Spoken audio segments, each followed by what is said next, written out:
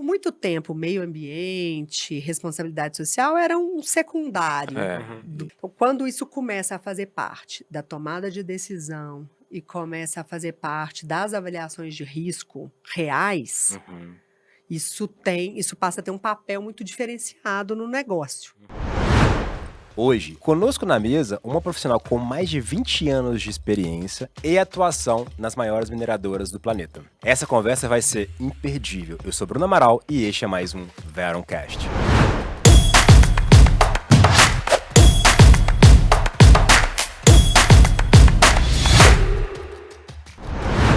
Esta conversa tem o apoio da Veron Institute.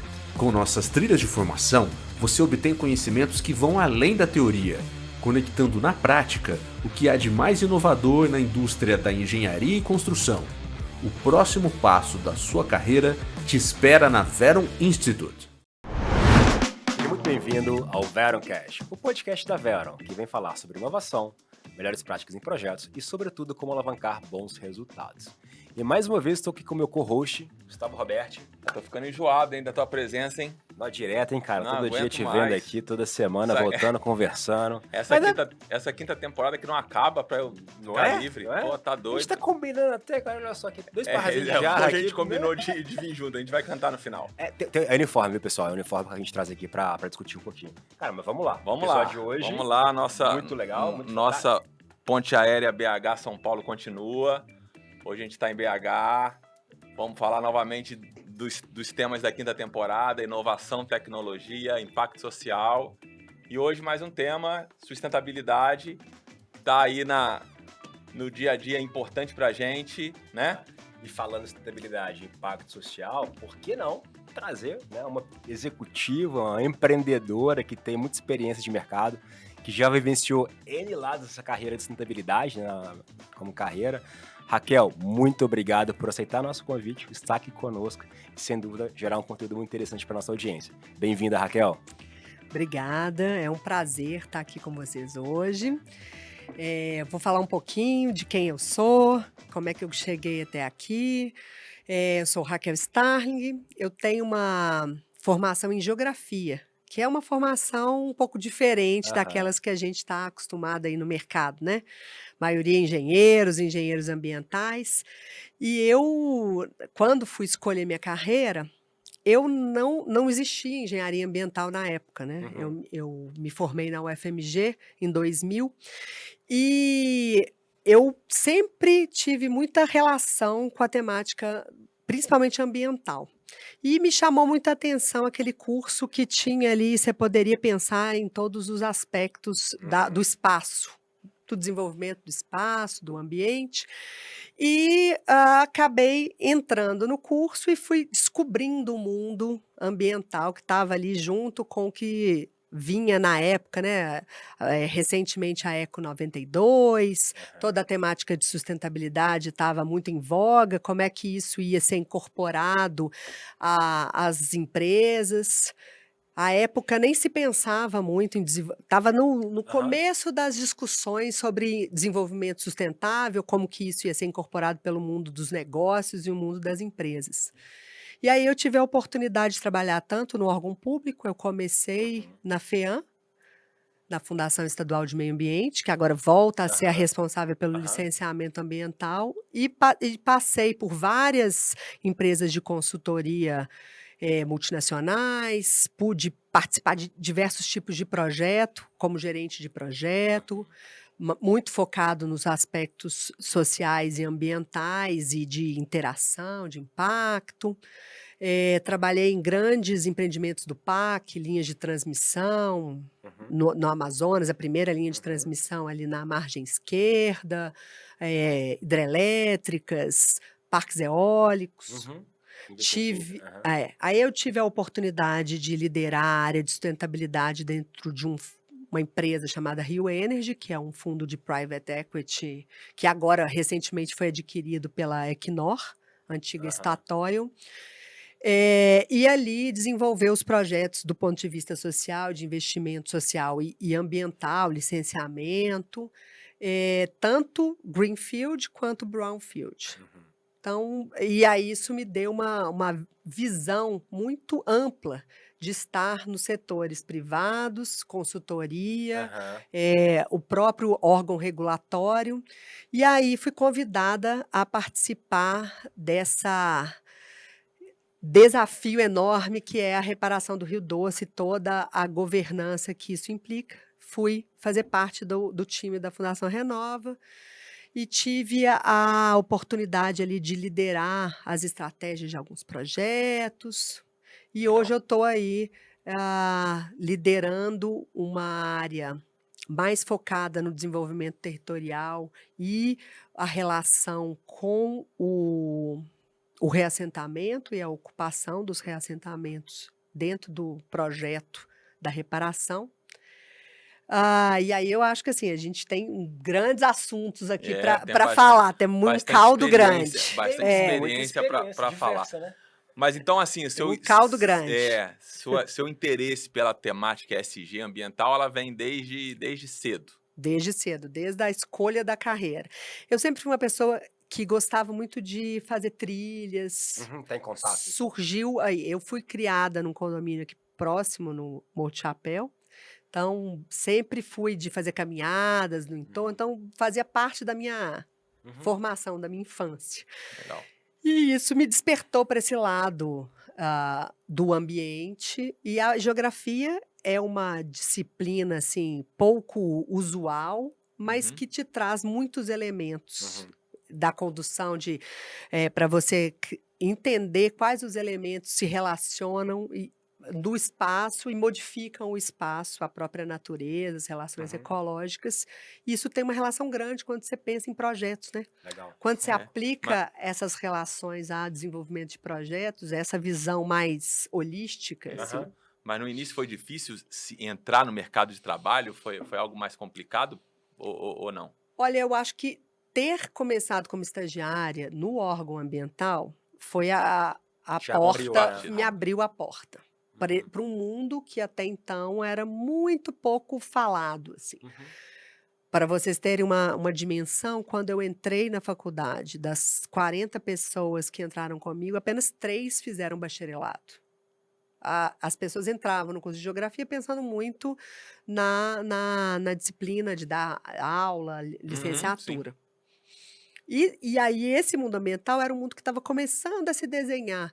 Ainda era muito liderado por organizações não governamentais, OCIPs e ONGs à época, ambientalistas, muito defensoras das temáticas e apartada do mundo financeiro e do mundo das empresas, mas o licenciamento ambiental passa a ser um fio condutor dessa inter-relação, né? Uhum. Olhando até explorando um pouco a nossa audiência, né? Às vezes as pessoas que estão ali no começo de carreira, igual vocês, olhou ali numa visão de ter um órgão que concentra isso como a FEAM, e a gente olha as diversas locais que você foi, né? Você foi olhar no órgão público, trabalhou em consultorias, trabalhou em grandes organizações de diferentes aspectos, né? Sim. Você falou, óleo e gás, infraestrutura, mineração. Você foi tendo essa consciência de fazer essas escolhas, ou seja, de olhar para a tua carreira e você hoje como uma executiva de sucesso, né? E porque você correu atrás, acho que isso que é legal que, né, você buscou isso. Isso foi planejado, esses movimentos que você fez no mercado, ou isso foi a vida te abriu novas portas, né? Como é que foi esse movimento teu de carreira? É um mix, né? Aham. A gente não pode estar com os olhos fechados para as oportunidades que a vida nos abre. Mas eu tinha uma linha condutora da minha Que você carreira, acreditava que sempre foi contribuir para que a existência humana, o desenvolvimento econômico humano pudesse deixar, de alguma forma, um legado para a sociedade. Então, fazendo isso via regulamentação, via tentar, dentro dos órgãos ambientais, contribuir para que sejam cumpridas as regras estabelecidas pela sociedade. Depois, pela própria consultoria, tentando ajudar a entender como que você dá ferramentas técnicas para que a empresa tome decisão e execute, porque a gente sabe que hoje... Como, né? O como. Trazendo isso de uma forma técnica, com qualidade. Então, isso foi a minha experiência dentro do mundo da consultoria, que me abriu muitas portas. E você dentro da consultoria, você consegue ver o meio, né? Você está ali no processo, você nem é o regulador, você também não é o tomador de decisão de investimento de capital, mas você tem a condição de contribuir ali com as estratégias sociais e de sustentabilidade para os negócios, né? Redução de gastos energéticos, eficiência energética, redução de emissões, né? Você tem como contribuir ali de forma técnica e a gente sabe que as companhias hoje, elas têm corpos técnicos muito reduzidos, né? Você tem ali um gestor. Mesmo as grandes companhias, você não tem ali todos os especialistas. Você não tem o especialista em arqueologia, em espeleologia, em limnologia, né, em todas as especialidades. E dentro do mundo da consultoria, você tem condição de aproximar a academia, né, como se fosse o saber aplicado. Né? Então, esta condução de estar tentando sempre fazer a diferença, foi o que regeu a minha carreira. Foi te dando os próximos passos, né? Legal. E aí eu tinha sempre a vontade de experienciar os diversos papéis. Ainda explorando essa sua carreira em várias frentes, na temática ESG, tem diferença de abordagem entre esses órgãos, ou seja, a iniciativa privada, o órgão público, a consultoria, como que elas tratam essa temática de forma específica? Olha, ESG tá super na moda e vira quase que uma palavra mágica. As pessoas não sabem bem de onde vem, se é de comer, se é de passar no cabelo. Não sabe. Mas se falar, não vai... Mas é interessante. No bingo do jargão. Mas eu acho que é interessante a gente até fazer uma pequena reflexão sobre de onde vem essa sigla. Acho que assim, a humanidade tem refletido sobre a sua atuação no planeta, né? E a gente vem cada vez mais pensando em como atuar, e as novas gerações são gerações que cobram essa conta, né? Elas fazem escolhas... E os desastres estão aí para nos mostrar como é importante a gente olhar para isso. Exatamente. Né? De forma preventiva, né? De forma preventiva. Então, a avaliação de riscos, né? Isso aí. A gente tem intencionalidade nas nossas decisões de atuação no planeta. Sim. Né? E as novas gerações, elas vêm tomando decisões, tanto de carreira quanto de consumo, considerando toda a cadeia de valor daquela empresa. Obviamente, a gente não vive sem mineração, mas as novas gerações tomam suas decisões pensando, né, de quem é essa empresa que eu estou comprando, né? Ela tá bem colocada, ela é socialmente adequada, ela é ambientalmente adequada, ela gere isso de forma adequada. E recentemente, né, uns 4, 5, acho que durante a pandemia que essa siglinha resolveu, surgiu com muita força, né? Com muita força, como uma marca, né? Mas já vinha sendo discutido isso há muito tempo, pensando no papel do mercado financeiro na tomada de decisão de investimento do recurso, que tem a ver com as gerações que vão tomar decisão, que hoje eles são os jovens, mas daqui a poucos anos serão eles que vão estar aí nas grandes lideranças, como CEOs e tomadores de decisão. E as pessoas querem saber para onde os seus recursos estão sendo empregados. Então, acho que essa sigla vem muito da necessidade do mercado financeiro ter uma rastreabilidade em relação à conformidade, à aderência de padrões internacionais, de boas práticas, em relação às questões sociais, ambientais. E a governança é como que eu consigo dar transparência e gerir esses dados e não acabar caindo nesse mundinho do greenwashing. Quem está muito conectado, e aí está muito conectado de forma até econômica, né? Acho que você o mercado financeiro que fala. Financeiro. Então, assim, você vai ter taxas de juros mais, né, diferenciadas por fundos, que também gera maior liquidez, né, na valorização da ação e, consequentemente, torna aquilo atrativo. E passa a ser um ativo, né? Que ele passa, e porque ele reduz o risco, né? Então, se a gente falar, no final das contas, trazendo essa visão de negócio para esse dia, acho que é legal essa visão. É legal. De como que eu consigo reduzir o risco daquele ativo que é uma mineradora, que é uma empresa de óleo e gás, para isso tornar mais atrativo para o mercado. E aí, olhando essa visão, Exatamente. o que você vê de evolução? E aí, por mais que surgiu recentemente, né, se a gente for pensar na visão de ESG, mas Mas acho que a sigla surgiu sigla, mas então, recentemente, mas É, o pensamento mas, não. mas o pensamento porque eu vou licenciar, né, para uma Sim. mina aquela operação, como que eu olho em torno daquela operação em relação ao impacto social, né? Se a gente for pegar a história da mineração, não no Brasil, mas no mundo, né, você vai ter movimentos que você vai levar progresso porque você está investindo em algum ativo. Como é que você vê nesse paralelo na sua carreira, né, como executiva, o que a gente evoluiu, né, como progresso, acho que bom a gente compartilhar com a audiência, e o que você entende que são oportunidades de melhoria nessa, né, corrida de sustentabilidade, corrida de ESG, mas não no greenwash, na verdade, de olhar isso como forma estratégica para geração de valor. Acho que o primeiro ponto que eu vejo que é uma evolução é a entrada da alta liderança das companhias e nesta temática. Aham. Isso passa a ser métrica para remunerações dos grandes Uhum. executivos, o quanto. Então, quando isso começa a fazer parte da tomada de decisão e começa a fazer parte das avaliações de risco reais, Uhum. isso passa a ter um papel muito diferenciado no negócio. Uhum. Não era aquele. Porque por muito tempo, meio ambiente, responsabilidade social era um secundário É. do ponto de vista de E negócio. andando em paralelo, Andava e em etc. paralelo, era um percentual muito irrisório do Sim. CAPEX que era destinado para Uhum. essa temática.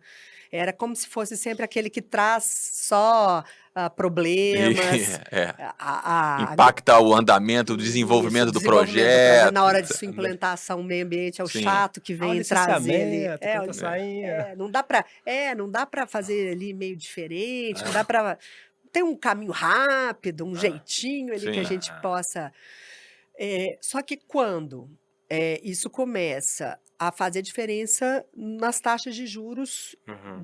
dos recursos a serem capitaneados, os índices das bolsas começam a levar em consideração a sua aderência em qualquer indústria, né? Aham. Começa a levar em consideração a aderência daquela empresa às boas práticas.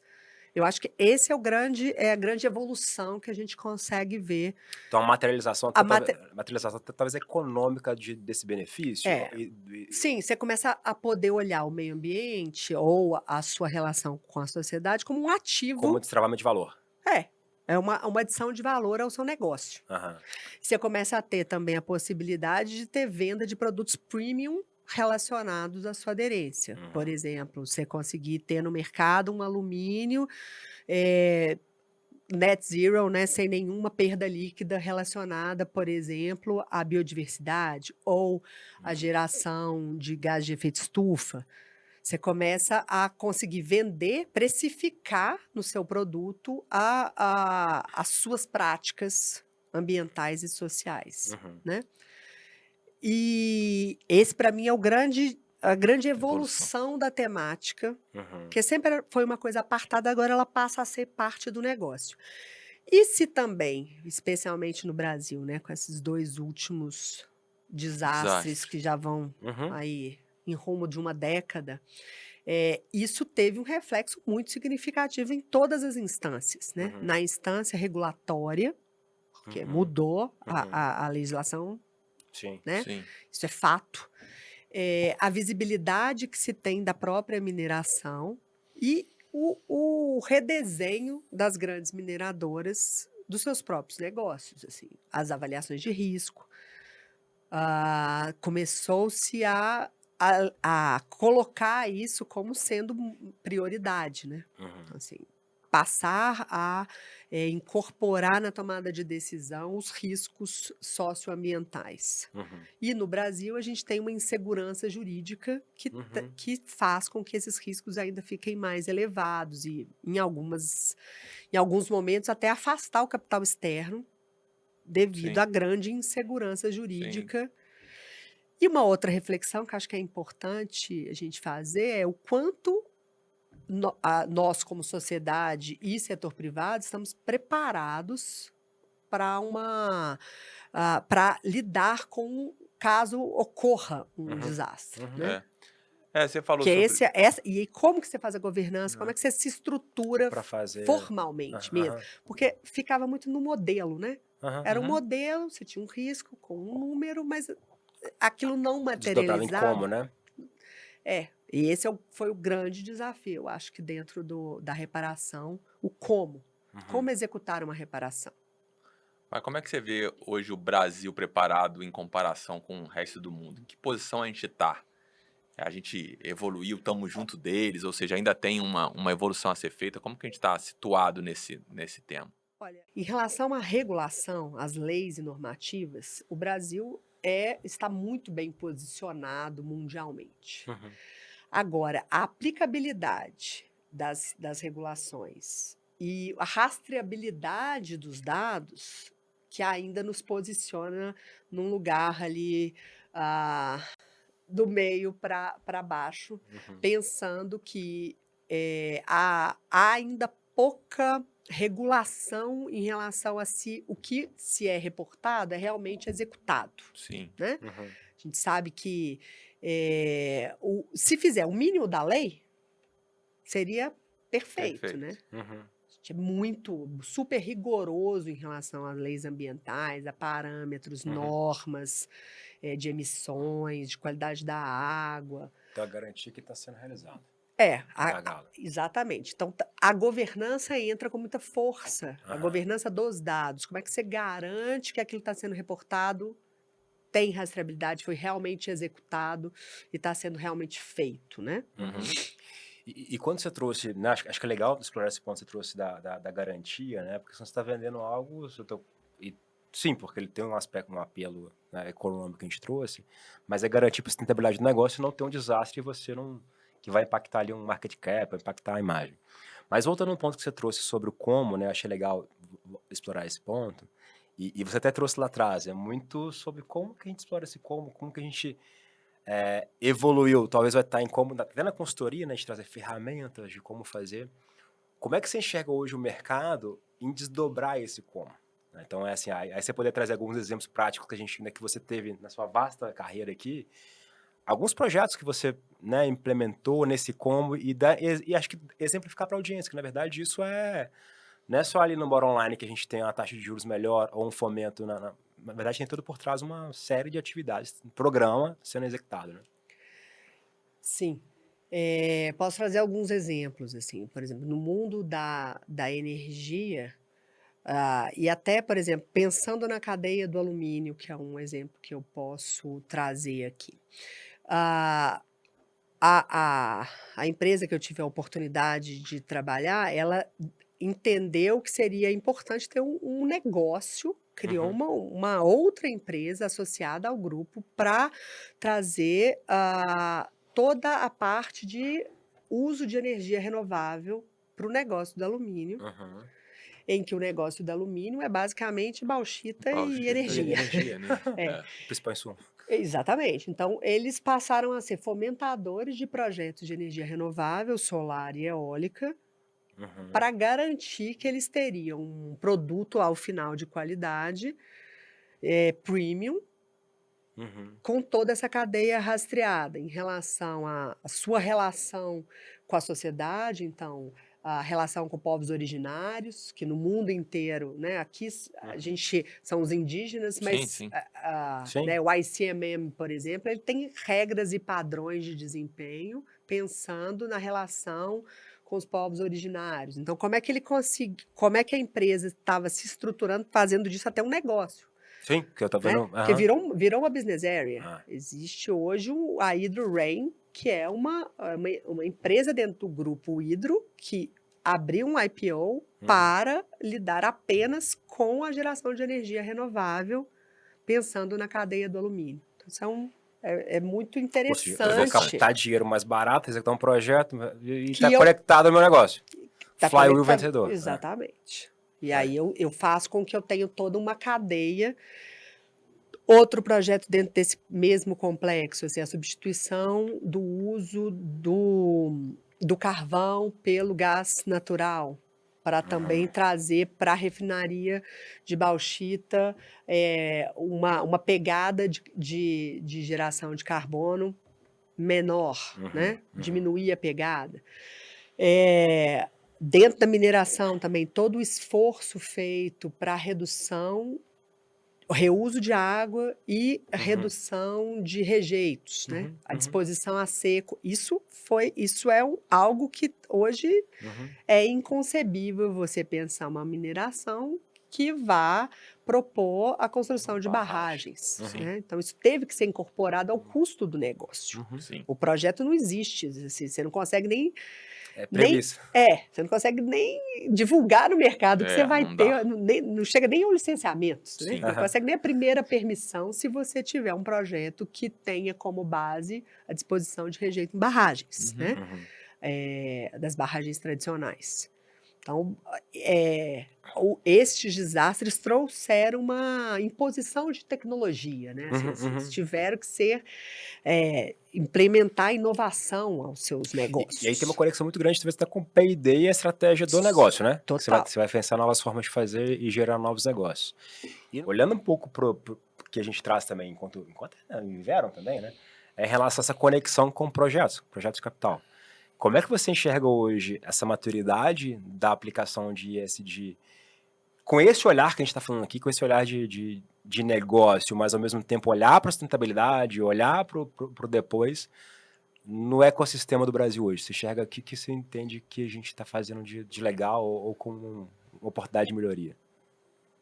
Olha, eu acho que assim, pensando nos projetos, né, nos investimentos e nos projetos de capital, primeiro as definições de aprovação dos gates, né, o FEL ou gates, qual metodologia utilizada, não tem como você avançar na maturidade do projeto sem que isso esteja incorporado ao seu ao raciocínio, ao business case do negócio. Assim, hoje já não existe mais. Né? A gente já teve isso há nem tanto tempo atrás, mas hoje você já não consegue avançar se você não tiver minimamente uma aderência às boas práticas internacionais e nem se fala de cumprimento de legislação, né? Isso tem que ser incorporado ao projeto. Como você concebe o projeto e como você implementa. Porque uma coisa é a concepção, essa é garantir que aquilo ali está precificado, né, quando você vai decidir um investimento, e outra é garantir que ele vai ser executado. Garantir o requisito, se for lá atrás, temos a forma da... Exatamente, você garantir que aquilo ali está realmente sendo executado. Porque você prevê ali diversos controles ambientais, de saúde e segurança. Até uma outra questão que a gente não falou pouco, mas que está associada, é a questão de equidade, inclusão e diversidade. Tanto nas empresas quanto na execução dos projetos. A gente não pode desassociar que são pessoas que implementam, né? Então, toda essa... e garantir que estes projetos, que estes índices desenhados ali no começo do projeto vão ser cumpridos e as metas vão ser alcançadas, né? Desde percentual de mulheres em liderança dentro da implementação do projeto, porque esse também é um outro ponto que eu posso dizer que não é fácil ser mulher líder num ambiente extremamente masculino. Isso também diz de ESG, porque não é só para fora, é para dentro também, né? E todos os controles ambientais. Hoje se fala um pouco de como precificar, por exemplo, incorporar um projeto a licença social para operar, que não é uma licença, não é um papel, não é emitido por nenhum órgão, mas é como que aquele projeto de capital está impactando o território no qual ele vai ser implementado. Então, assim, como é que eu chego com uma indústria no interior do Pará, no interior no sertão da Paraíba, por exemplo, trago 5.000 homens para aquele lugar, como é que eu garanto que aquele projeto, a implementação em si daquele projeto vai minimamente trazer algum benefício para aquele território, vai deixar ali um legado, vai trazer desenvolvimento para aquela região. Isso é a licença social para operar, não é um papel. É como que o projeto, a indústria, ela se relaciona com o local onde ela vai ser Como implementada, né? catalisador de desenvolvimento, né? Catalisador de desenvolvimento, trazer capacitação, Aham. educação, deixar ali recurso e movimentação econômica para aquele contratação de mão de obra local, Uhum. né? Como é que eu garanto que eu vou estar ali no meu projeto implementando alguma coisa e não deixando um passivo, Uhum. né? Porque a gente sabe que durante a implementação dos projetos você tem um volume enorme de pessoas. Mesmo que seja pequeno, proporcionalmente, a operação sei lá, Sim. chega a ser 1/10 do De um que proje- foi de um do pico- projeto. de um pico do Mesmo projeto. de uma casa, né? Você Aham. vai ver a quantidade de Sim. pedreiros necessários para Exato, construir uma casa, exato. depois para Movimentação manutenção de de tudo, de terra, caminhão, de de terra, caminhão, poeira. tráfego de veículos, poeira, Ah. emissão, as relações mesmo. A gente sabe que você trazer gente de fora para municípios que às vezes não estão capacitados, preparados, Toda uma né? infraestrutura Ah. que vai ter que A ser gente direcionada. a gente tem uma diferença dentro do nosso país muito grande, né, em relação aos municípios. Tem municípios que têm 3, 4 mil habitantes Sim. e você vai trazer um projeto Ah. de 20 mil pessoas, né? E aí traz o ponto que você trouxe de pensar toda essa temática, da mesma forma do negócio, o SD na conexão da estratégia do negócio, mas é esse de conectar a estratégia do projeto, né? Você Exatamente. pensar com ele conectado, né? Muito bom. Raquel, você falou dos desastres que nós tivemos, né? E você participou, efetivamente, está participando, enfim, na recuperação do Rio Doce. Sim. E lá, assim, são uma série de programas, né? Ou seja, de várias temáticas. A gente abarca todos os impactados, efetivamente, que foram atingidos. Ou seja, a gente fala de pescador, de animais, né? De agricultores e por aí vai. Queria que você trouxesse para a gente a experiência dessa atuação, ações que foram feitas e que resultados a gente já tem para trazer próximo da normalidade do que foi antigamente. Olha, eu, né, estive bastante envolvida, ainda estou envolvida nesse processo de recuperação e trago, assim, alguns pontos para a gente refletir. Primeiro, a gente pensar assim, recuperar é levar para onde, né? O que significa?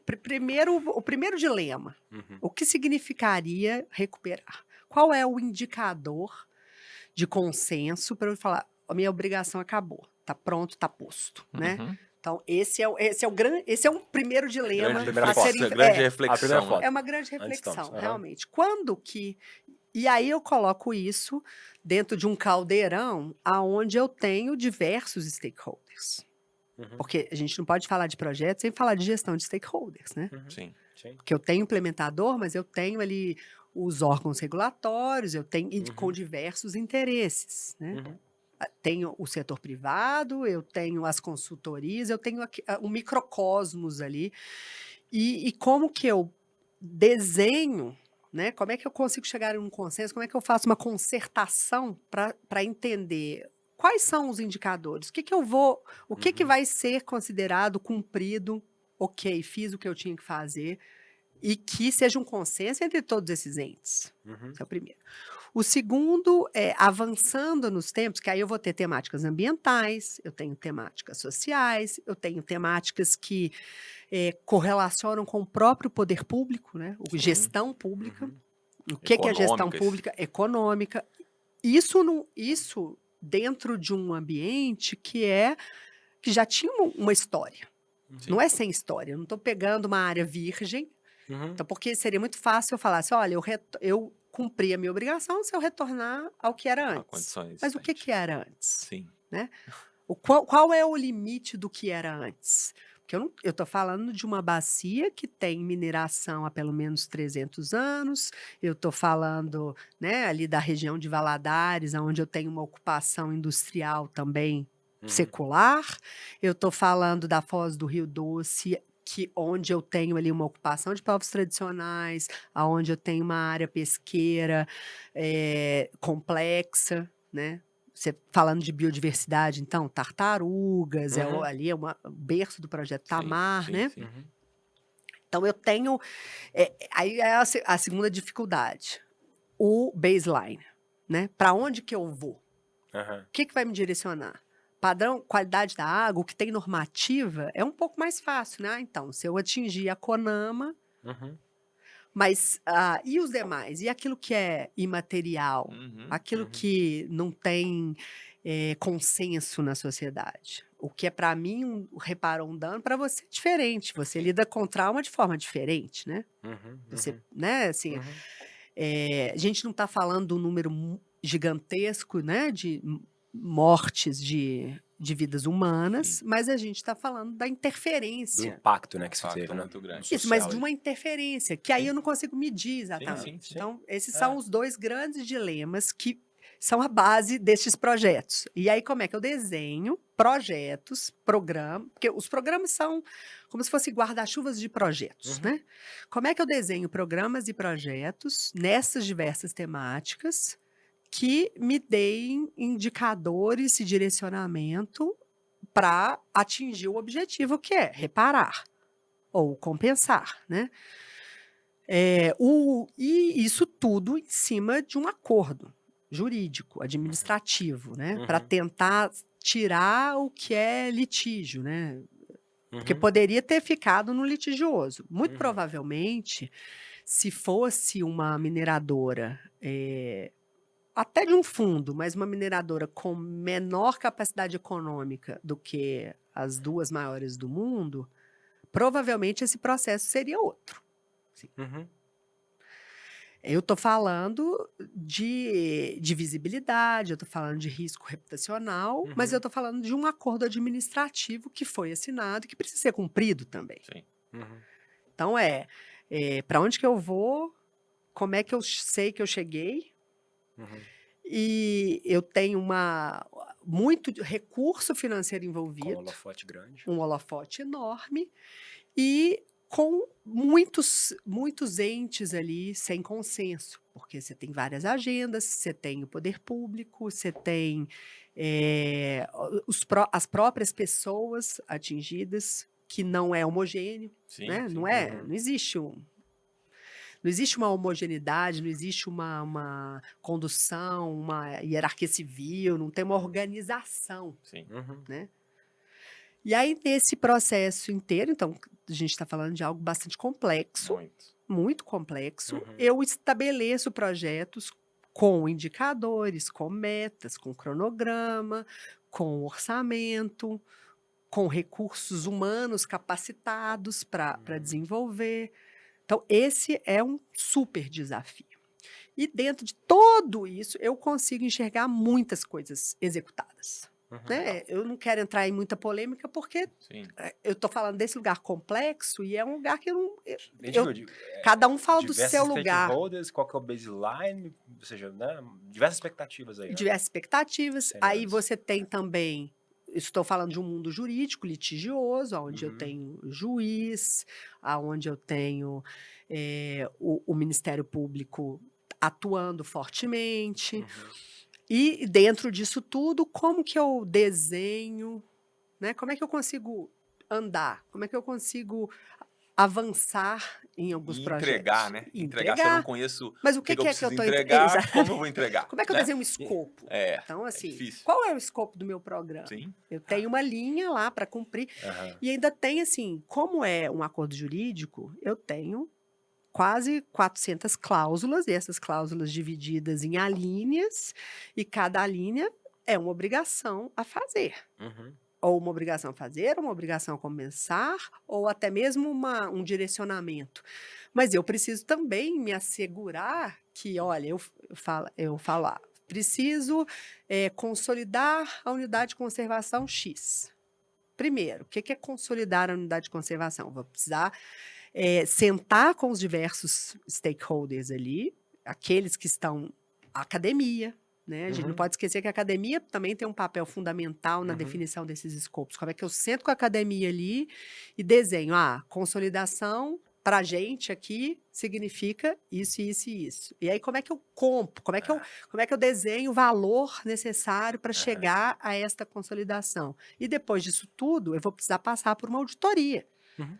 Porque Para garantir os vai requisitos que ter eu falei lá atrás. isso, vai ter alguém olhar e falar: "Não, realmente você disse que ia fazer isso, isso e isso, você fez isso, isso e isso, e está considerado cumprido". Ou não, veja bem, tem ali algo que talvez e aí pensando, você trazer isso para o mundo do projeto. Então, a importância da gente desenhar muito bem o nosso escopo. É, porque olha a complexidade, né, se eu não desenho É, isso lá atrás, olha que fundamental, fundamental. Não, Senão e você e fica não infinito, né? Fica o infinito. Não fica acaba. qual que é o custo exatamente. disso financeiro, né? Como é que é o custo? Como é que eu desenho o custo? Como é que é o projeto? Aham. Como é que eu garanto que aquilo ali vai ser cumprido no prazo? Tem É. prazo, não tem prazo? Quais são os entendimentos? Eu estava 2 semanas atrás participando de um summit aqui em BH, Mining Hub, Mining Uhum. Summit, né? E foi interessante, e até por causa do que aconteceu na última década, né? Do quanto que o ESG, aí não na visão do greenwash, mas como é que a sustentabilidade ela vira core, exatamente das mineradoras, né? Porque eu tenho que pensar nisso como centro da minha estratégia. Queria voltar uns pontos para trás. Você trouxe muito na sua carreira profissional a visão do. Você trouxe uma palavra que eu notei aqui do legado, né? E aí, explorando essa palavra do legado que você trouxe, olhando na perspectiva do que aconteceu dessa última década, e talvez a sustentabilidade agora não corra, mas o que você entende que é um legado que a gente tem desse mundo complexo, você narrou que agora pra gente, que a gente deixa para nossa sociedade, no momento que a gente teve, né, esses acontecimentos, e aí conectando até com o seu propósito interior, né, que é o legado.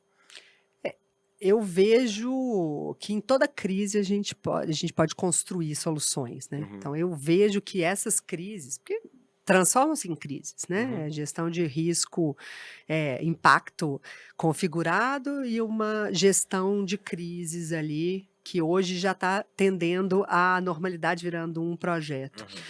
Eu vejo que isso trouxe para a nossa sociedade, além das reflexões que eu coloquei aqui antes, primeiro, uma reflexão sobre as nossas regulações, né? Então, Uhum. assim, todas as legislações foram repensadas, né? Uhum. Toda a existência das barragens, hoje eu tenho áreas inteiras de Uhum. grandes empresas focadas em se fazer a descomissionamento ou descaracterização das barragens. Uhum. Virou um negócio. Então, Uhum. isso também é algo que eu acho que deve ser considerado a partir desse mundo, dessa crise. E outra, que é um pouco menos tangível, e isso da minha experiência de estar em campo e de conhecer as pessoas, eu consigo enxergar que a população do Vale do Rio Doce, por mais sofrimento que tenha vivenciado, eles consigam. Hoje eles são muito mais capacitados do ponto de vista de organização civil Uhum. e de lidar com seus direitos. Assim, hoje você vai ao interior de Minas, numa cidade de pouquíssimos habitantes, e você tem ali lideranças que sabem seus direitos, que conseguem. Que deixou aprendizado. Isso é um aprendizado. Para mim, isso é um legado que fica, assim. Uhum. É um Uhum. legado que vem de algo muito triste, difícil, Sim. mas é algo que a gente vê que de toda crise a gente pode ter algo, a gente pode olhar o copo meio cheio, Sim. né?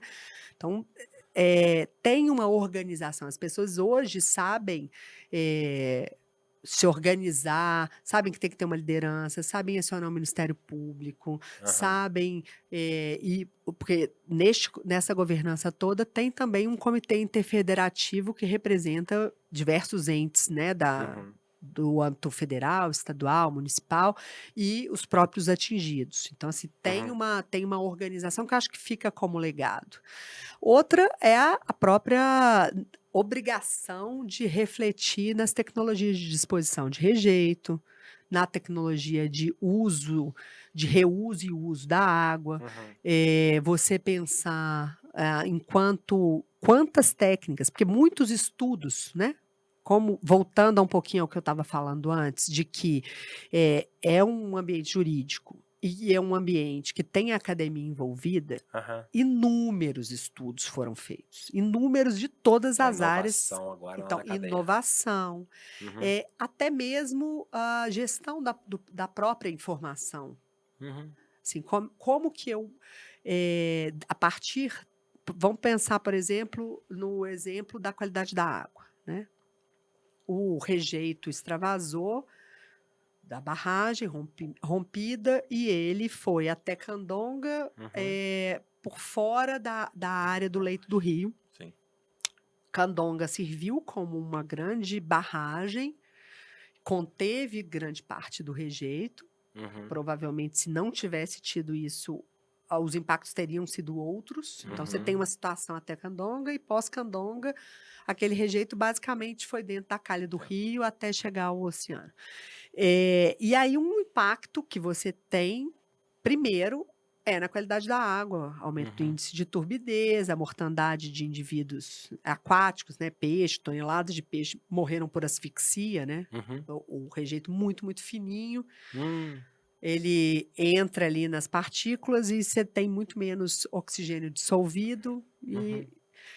Então, aí o primeiro desenho foi: a gente vai ter que saber o que está acontecendo, como é que vai ser a evolução disso. Então, para a ciência, o monitoramento da qualidade da água é um programa que foi previsto dentro do TETAC para ser executado por pelo menos 10 anos, e ele começou implementado em 2017, tem 82 pontos de monitoramento, sendo que 22 desses são pontos de monitoramento automático, que monitoram por volta de 40, 50 parâmetros físico-químicos e mandam de hora em hora para os órgãos ambientais. Então, de alguma forma, você está trazendo para a ciência investimento em tecnologia, investimento em tecnologia e investimento em conhecimento mesmo. Sim. Porque a gente não tinha conhecimento do padrão de qualidade da água, da relação disso com a biodiversidade.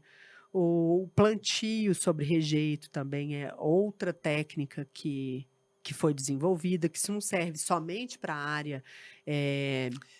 São inúmeras, São inúmeras, por exemplo, porque isso não serve somente para a área de desastre. Você tem as recuperações de Sim, área sim. degradada em rejeito, que essas tecnologias que foram desenvolvidas são super úteis. Você começa a abrir uma nova temática. Que a gente aí voltando porque a gente falou lá atrás As lições aprendidas. E também de explorar negócios, né? De usar o subproduto da extração do rejeito. O uso do rejeito. O uso do rejeito com o novo fim.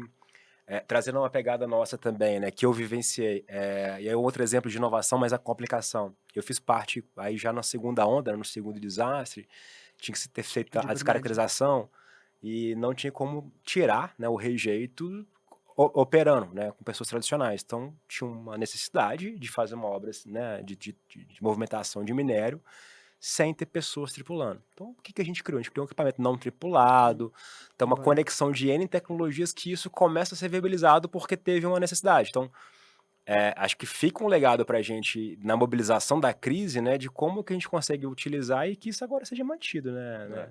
Sim. Mantido, e que isso faça parte dos projetos futuros. Na concepção da estratégia, né? Dos próximos investimentos, né? Para os próximos CAPEX, que isso já esteja incorporado o uso de tecnologias, né? De uso racional do minério, disposição racional do rejeito, da água, né? Dos próprios dados ambientais. Aí entra inteligência artificial para gerir, são bilhares de dados. Imagina, 7 anos dado de água durante de uma em uma hora. São milhões de dados. E como que também toda essa gama de informação pode ser refletida em tomada de decisão, tanto para as empresas, mas também para o poder público. Né? Porque, como sociedade, a gente precisa, de alguma forma, garantir que isso traga melhorias para a própria gestão pública, né? Que é de todos. E você trouxe um ponto que é legal, né? Que você falou sobre garantir os requisitos, né? Eventualmente, o garantir os requisitos, você consegue uma automatização ou de tecnologia para você garantir a regulamentação que já é boa. Sim. Né? Talvez aí se você conseguir o feijão com arroz, já tá bom. Faz o básico, bem feito. Faz o básico que tá bom. Você falou de futuro. E na temática ESG, qual é a sua expectativa de futuro? Como que a gente vai evoluir daqui para frente? Que maturidade a gente ainda vai avançar para que isso esteja mais intrínseco dentro dos projetos, dentro das nossas ações, enfim? Não tem bola de cristal, né? Mas na minha leitura de cenário, eu entendo que há uma exigência, né, assim, da nossa sociedade mundial em relação, especialmente, ao uso de energia, né, redução das nossas emissões, né, como é que eu desenho ambições e projetos que sejam net zero ou net gain, quer dizer, se eu não tenho perda líquida, eu tenho um ganho líquido nos 3 aspectos. Eu acho que essa é a tendência. Hoje se fala muito de carbono, né? Mas você tem de emissões, né? Reduzir as emissões, evitar emissões ao invés de compensá-las. Então, isso tem que ser incorporado ao desenho do projeto. Né? Já conceber um projeto em que ele evite emissões, do ponto de vista da própria biodiversidade, porque hoje há um consenso aí, tem a COP da biodiversidade, pensando não somente na questão de evitar emissões, mas a gente tem que pensar que a biodiversidade ela é muito mais complexa do que somente se quantificar carbono, né? Você tem ali uma relação genética, você tem uma evolução das espécies que precisa ser garantida. Então, não adianta eu só pensar em evitar carbono através de plantio de monocultura, né? Eucalipto, que seja. Eu tenho que pensar nas relações de biodiversidade, em como que os ecossistemas complexos estão ali, como é que eu vou implementar um projeto que garanta que seja ganho líquido, ou pelo menos perda zero para aquele projeto. E agora um outro aspecto que está começando a ser debatido é em relação a esse desenvolvimento territorial, como é que eu deixo um legado, como é que eu penso no aspecto social, como é que eu garanto e tenho instrumentos regulatórios, e hoje as práticas internacionais vêm com muita força, né? Aderência aos padrões internacionais do IFC. No mundo da mineração, o ICMM reproduz muito desses, né? Como é que eu faço uma gestão de resíduos correta? Como é que eu faço uma gestão de recursos naturais correta? Como é que eu me relaciono com a sociedade do entorno de forma adequada? O uso futuro da área, né? O uso futuro das áreas, como é que eu concebo já o pós-uso, fechamento de mina. Mas os padrões, os 9 padrões do IFC, eles cada vez mais são exigidos dentro dos projetos. Então, eu preciso ter aderência ao padrão 1, que é o de gestão de riscos. Né? Como é que eu concebo o meu projeto pensando em todos os riscos ali e ações mitigadoras para que aqueles riscos não se configurem em impacto. Como é que eu faço a gestão adequada se eu precisar fazer deslocamento compulsório, como um reassentamento? Como é que eu concebo um reassentamento?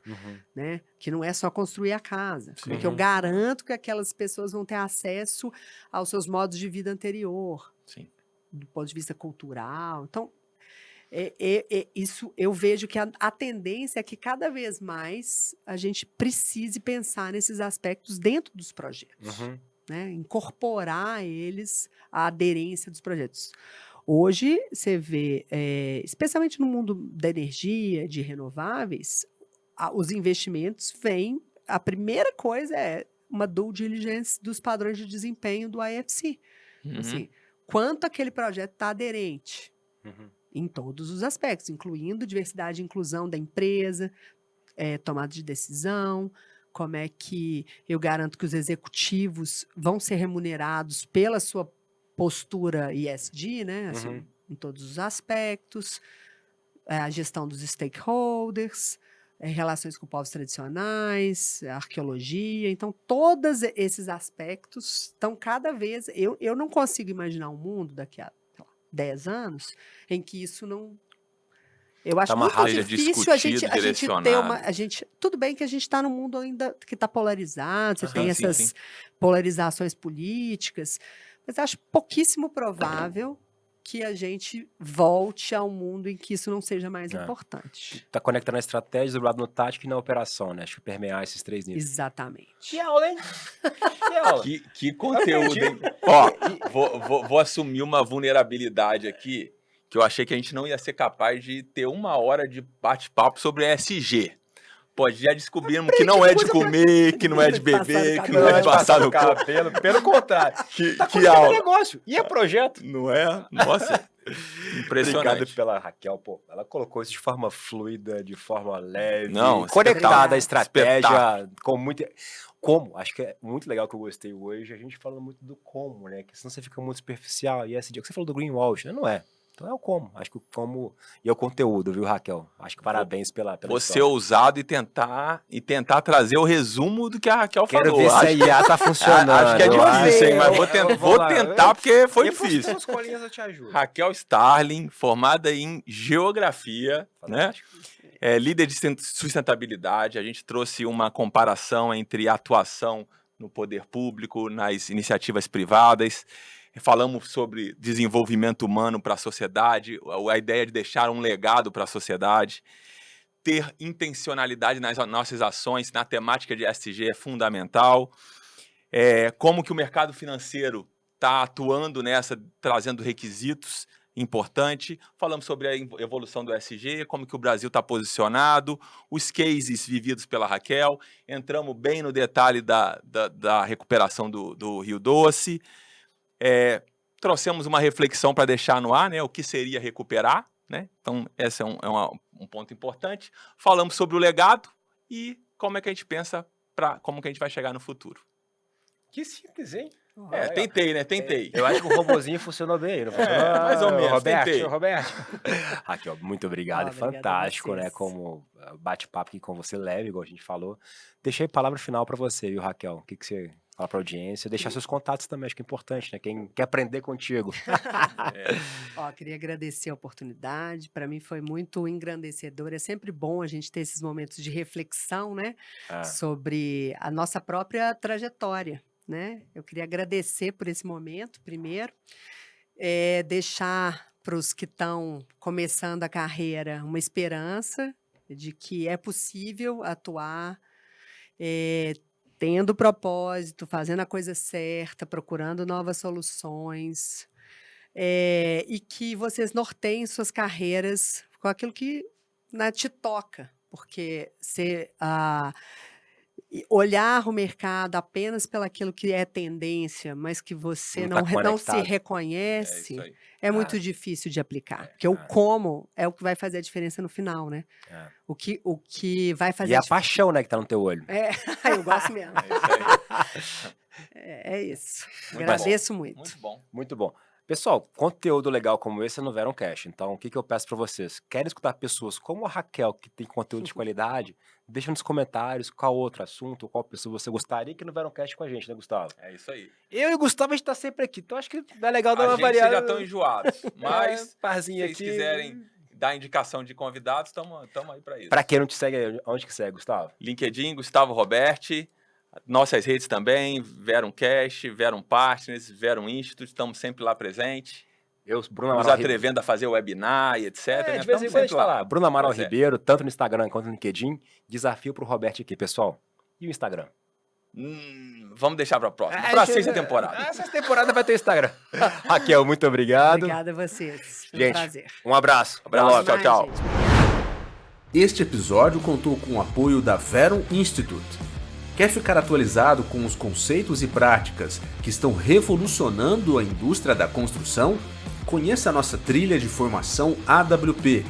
Estude com profissionais que são referências no setor e conquiste um certificado reconhecido internacionalmente. Acesse www.veruminstitute.com.br e garanta seu passaporte para essa jornada de conhecimento rumo ao sucesso profissional. O Verumcast é uma produção da Verum Partners e do Verum Institute. Este episódio contou com roteiro e produção de Joel Corsini e Igor Favetti. Edição, Joel Corsini. Pós-produção, Grace Lisboa. Logística, Camila Ishikawa. Marketing, Valéria Trombini. A Verum Partners e o Verum Institute estão no LinkedIn, YouTube, Instagram, Facebook, Spotify e nos principais agregadores de áudio. É só nos procurar e seguir a gente por lá. Até o próximo episódio.